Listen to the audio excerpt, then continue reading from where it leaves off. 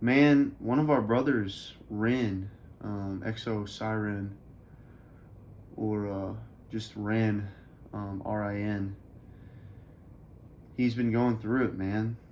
Um, a lot of personal stuff happened in his life. Maybe some of you know who I'm talking about, but I mean, here's the reality, man.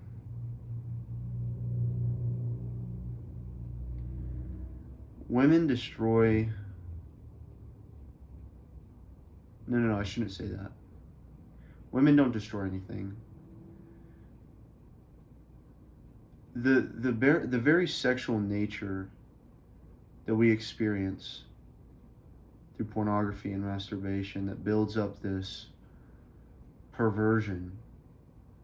It goes so deep inside of us, man. It changes everything about who we are. Like, it morphs how we think about things, it morphs our personality. But a lot of what it morphs is really our actions. Like, we start acting a certain way subtly, and then we build beliefs on top of that subtleness that escalates into a larger preference. So, like, we start watching pornography with, types of women in it that we wouldn't otherwise be interested in or exposed to. But since we are, now we're interested in them and exposed to them years down the road. And this isn't commenting on, his situation specifically, but what I'm seeing in myself, because I'm at a similar sort of day. He's at day, I think he said 85, or he's in the 80s. I'm at day 69, so I'm almost in the 70s. Very early stages of all this, right? I mean, but a very volatile stage nonetheless. And even though I'm at day 70, or even though I'm at day 69, I'm 4 months into this entire journey. Like, I've had several other streaks that were relatively long before this one that have affected me. Like, those, I still carried some of that change through those streaks. And as I've been on this streak, I'm noticing myself change very similar to him. And as he was going through and making all those videos, he deleted all of his videos now, but as he was going through and making all those videos, I was relating a lot to what he was talking about. And there is this anger that is deep inside of us. Like, when I first started doing retention, like, I thought to myself, like, damn, dude, what could have been? Like, when I was younger, I mean, I'm still young now, but, like, imagine if I knew this, back when I first started watching that junk. If someone told me about this and told me about what I would experience, well, then I wouldn't have done that. And if I would have stayed off that for a developmental period to understand the negativity that it brings, then I would have done so many amazing things, because I'm trying to do amazing things now. I'm trying to do great things. I'm trying to strive for betterness in my day-to-day life now. But, like, it's insane, man. Like, when I was younger, I could have experienced so much more. There could have been a heightened state of beauty in all this. And there's that sort of, like, anger, and then there's like everyone who took you down that path deeper. It's like there's an anger towards immediately, the everyone that led you down the wrong path. There's an anger towards yourself right at the beginning, the anger towards yourself, then everybody who led you down the wrong path.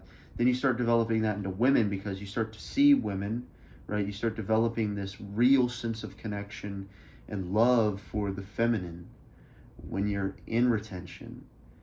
And you can see the rejection, the subtle rejection, as well as the subtle games that are being played as a result of the, disunion between men and women. It's not even a result of your energy, it's a result of their negative construct. and you see all these uh, terrible things going on inside people, and it's affecting you emotionally, and then the anger starts again. So it's towards women at that point, and then it starts to taper off, and it's a better understood. You better understand what you've been going through, and then it's like, no, I don't actually hate these people. I'm not angry at these people. These people loved me. These people wanted something, but they didn't know, and I didn't know. And now it's like, yeah, there's just so much anger and so much emotion that's built up into this practice that, we can't really notice or see when we're in it, right? It takes time to develop out of this. I mean, that's why it takes a significant amount of time to get through this like process. Like, the reality is the first, you know, part of this process, from what I'm gathering, is just a transformation of identity. You're developing, you're maturing biologically, you're regulating a little bit better, your brain is stabilizing, neurochemicals and whatnot, and then after that, it's like identity formation. It's like re evaluating how you go about day-to-day activities and what you want. And you know there's this different state of joy that you're in when you're in retention. It's like this meaningful emotional state. Like, even though like retention has been emotional all throughout the entire process, from the moment that I started it, from the moment I started this streak, even on day one, I felt as if the purpose was yet to be fulfilled. My purpose is to follow this, but there is a goal, and all I have to do is wait it out. And I can wait. I've done waiting my entire life. Like, I'm seasoned enough in life to understand how to wait. And, you know, that is that's a big patience builder, right? But like, we got to understand, or I've come to understand, that like there's nothing more you can do. You got to go through each and every little tiny stage. You got to go through all of this, even though the purpose seems like it's being fulfilled, even though it seems like you're on the right path. You got to go through all of this. Like, with the stage of women, is like, I'm at this weird stage where in the past, I've met women that I've connected on a very deep, spiritual level with. Everything clicked between us, life was flowing effortlessly between us. Stuff was just moving, like, well. But, as I started this progress in retention, I wasn't able to go back to that time. That time was very volatile. It was one of my first experiences with women. Everything was new. This was like, several years ago. But as I started this process, you crave PMO still. You're still craving sex. You're craving low value women. Party girls. Girls that have been with millions of different guys. But now, as I've gone through this process, dude, I just want someone that like I can connect to, and it's not even a woman. Like, it's not like I just, the most meaningful time that I have with people is when I can talk to them and just like connect with them. Like, I have a few good friends. Not all of them are the same, right? But the ones that I do have, that I connect with the most, those are the conversations that get me through my days. Like, even like these conversations, like, this is why I'm so drawn to this YouTube thing, is because like I get to talk to you guys who get to understand and hear what I say, and hopefully you guys relate to it the same way that you need deep relation, deep connection. It's not that you know me, it's just that you know what I say.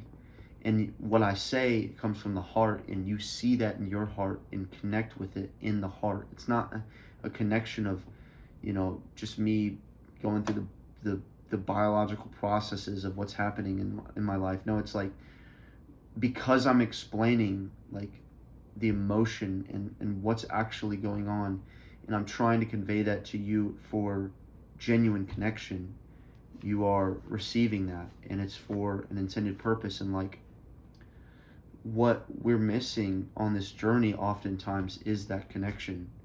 It's a lonely process out here. Like, this anger, this emotion, it's always going to be something that we're going through, but we must realize that like, it needs real process. It needs real motivation. It needs real connection to be gotten through. You got to reach out. You got to look for something. You got to become someone. Like, there's a whole gravity shift to your actions and your feelings and your emotions when you're on retention.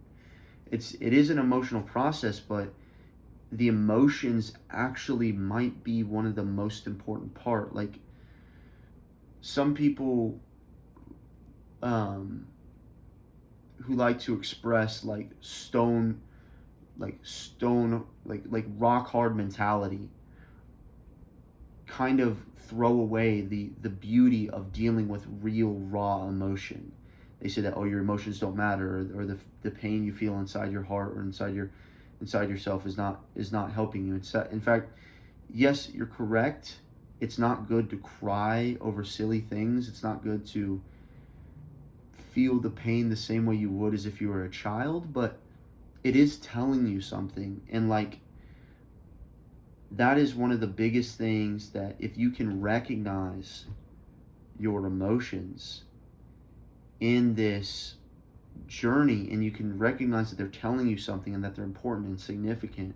I mean, we all understand that they're significant, but we don't understand to what end they may be trying to speak to us. And I think, as I'm crossing deeper into past 2 months at this point into retention, it's less about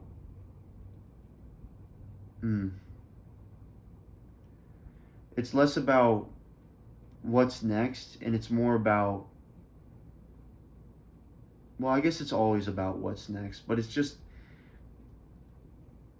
less about identifying the differences between how I used to be and how I am now.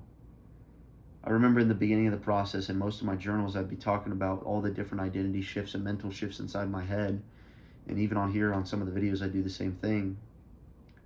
And I notice them still. I can go back and, if I really try and imagine who I used to be, I can go back and probably dissect all those. But now it's just like, how can I connect with my spirit more in the present moment? What is my spirit telling me?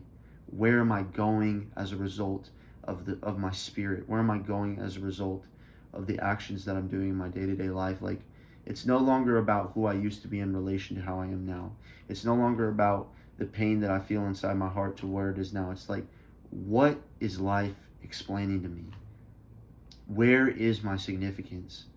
Where is the beauty of this entire process located, and what is it trying to tell me day to day, moment to moment? Not in an obsessive way, but in a real, like, guiding sense.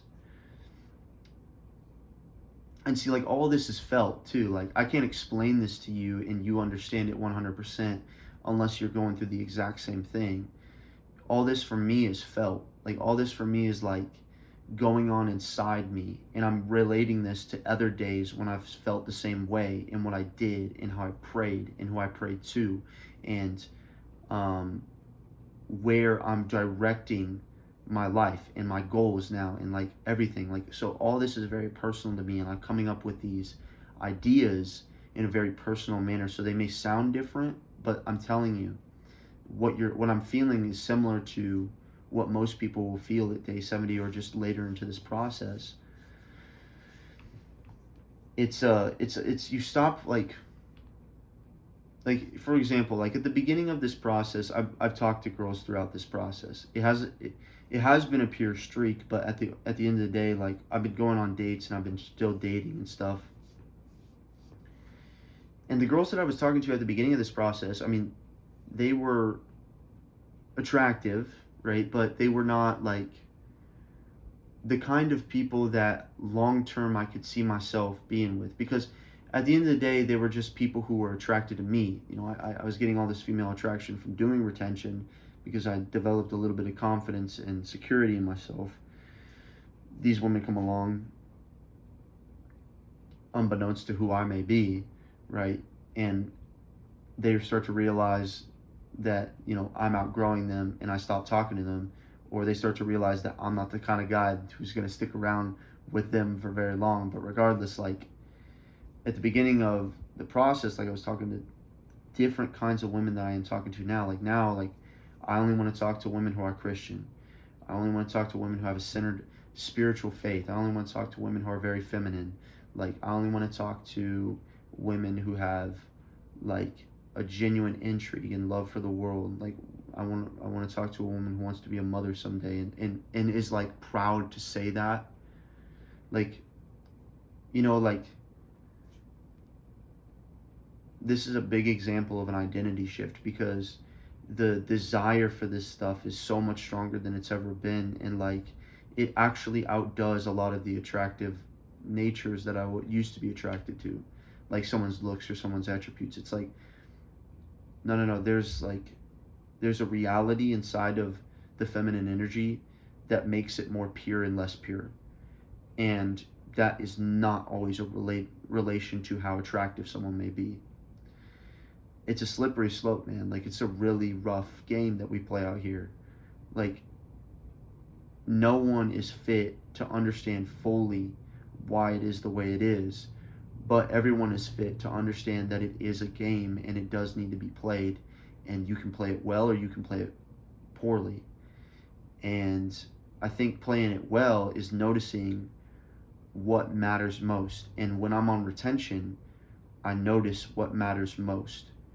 And to me, to what's going on in my personal situations, to everybody else around me, to my tribe, you know, to my family, to the people that I associate with, I notice the factors and the ways of the world, the rules to the game, if you will, that allow me to play it better.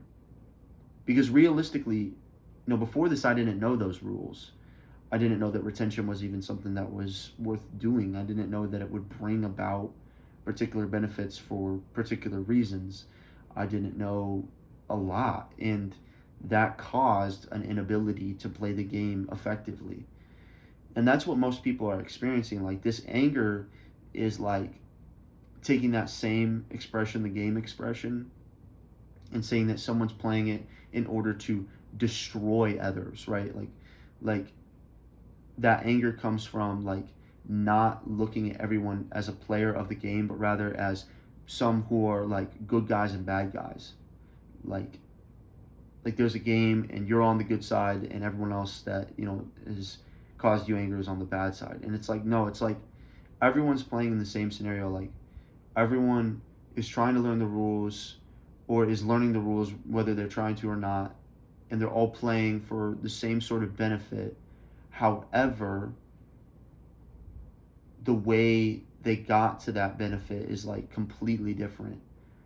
And so they're not like always telling you what you need to hear. They're not always like in it for you, because they have to be in it for themselves. And so this anger boils over to say like, well, because they're playing this game for themselves, therefore, you know, I was disabled from learning its capabilities. And it's like, no, man, it's like, this is just a journey. And like the time that you spent in, you know, in a drained state was significant. And the time that you spent in a retained state is significant. And it all boils together. And you could think all day of what could have been, but it's like, what's going on right now is going to become 10 times more important. So you can think all all about what could have been all day, but like, where is your life going, you know? And so, like, I want to talk to, I just want to shout out my brother Ren again. Like, you know, there's purpose behind that man. Like, I know y'all can't like go back and watch all of his videos, but there's purpose behind that man.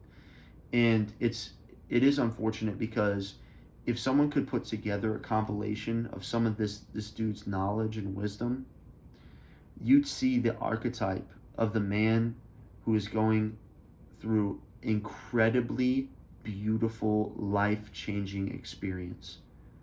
I mean, this guy is a man. Like, he is being forged by the flame. And I myself notice a lot of similarities between me and him. We both started, you know, not relatively around the same time, but we both started in the same sort of state. He's a little bit older than me, but like, there is so much like beautiful comparison that people can see through that man's eyes. He gave people a real look into who he was. I struggle with that, but he put himself out there for real. And that's why he grew so fast, and that's why people loved and respected him.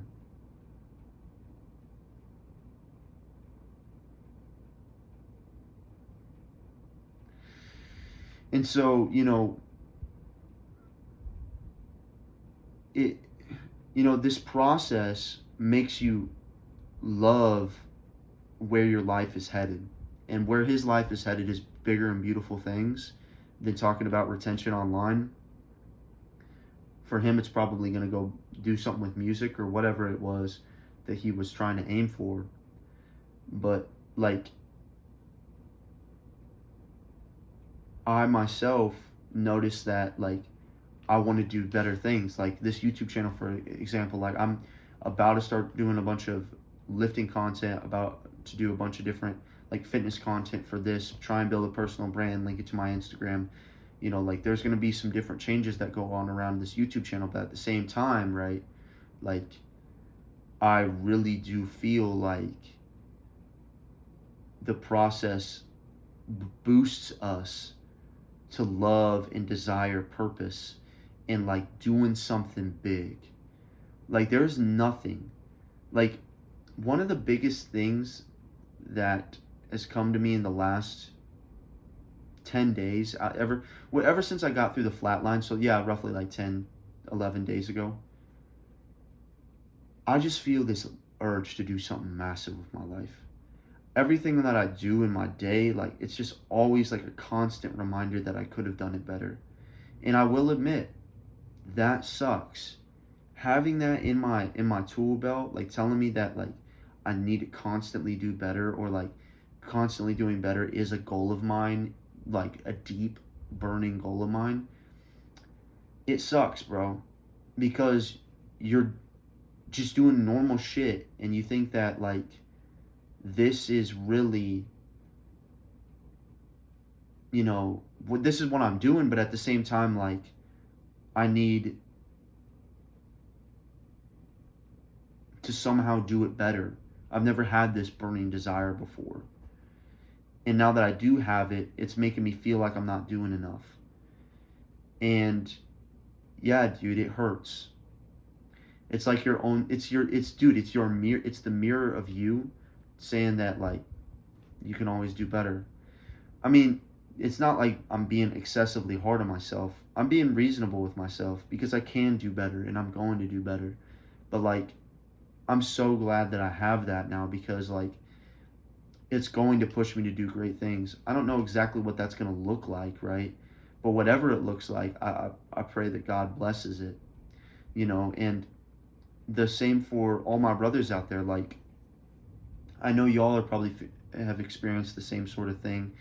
And, you know, the difference could be just that God has not blessed your big ambitions yet. You know, you're still out there grinding for good reason, right? You need to gain information and knowledge, but like at the end of the day, like we do need all that blessings from God to really develop us, you know, where we need to go. And so I feel like I'm being blessed with the feeling right now, but a lot of what I'm doing seems like it's in vain. And I know it's not, because I know how the universe works. I know how reality works. I know right from wrong. But like now, what I'm going to do is I'm going to have faith in that and move forward. But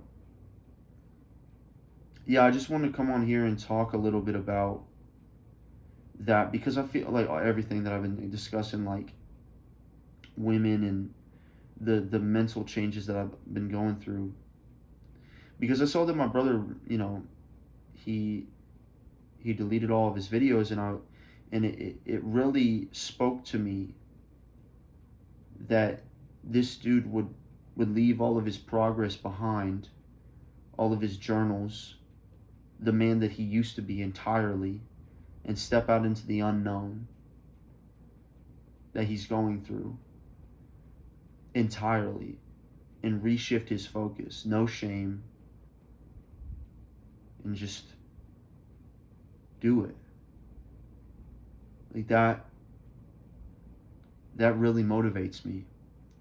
And so now you really see what's capable, what can really happen. This stuff doesn't just change you, this stuff transforms you, bro. It's not like I'm changed kind of sense, leaning up, foot on the wall, head against the wall, smoking a cigarette in a dark alley, kind of like macho bro bullshit. No, it's not that, bro. It's like, bro, I'm a different person for better.